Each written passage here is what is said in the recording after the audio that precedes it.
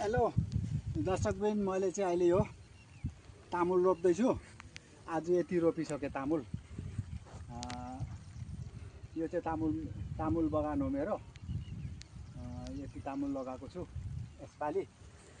यहाँ आज चाहिँ यो तामुल लगाइसक्छु। अब लास्ट एउटा छ, बिहानदेखिको लगाएको, हिजो र आज 2 दिन लगाइसकेँ। अनि आज चाहिँ अब सकियो। यो चाहिँ मैले यहाँ तामुल पुली लगाउँदैछु। यो अब आफू बसिसकेपछि त लगाउनु पर्यो, तामुलहरू चाहिन्छ। त्यसको लागि अब कृषि विभागमा लाग्यो। यहाँ हेर्नुहोस्, तामुल पुली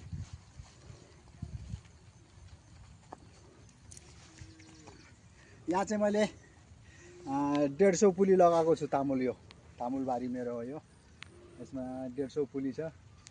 अनि आज बिहान चाहिँ मैले यो किनारमा पुरा यो बकाइन लगाइदिएको छु। पुरै यता पनि लगाइदिएको छु।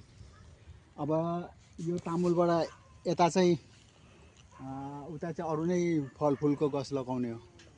कस्तो लाग्यो मेरो यो बागान, तपाईहरुले कमेन्ट गरिदिनु होला।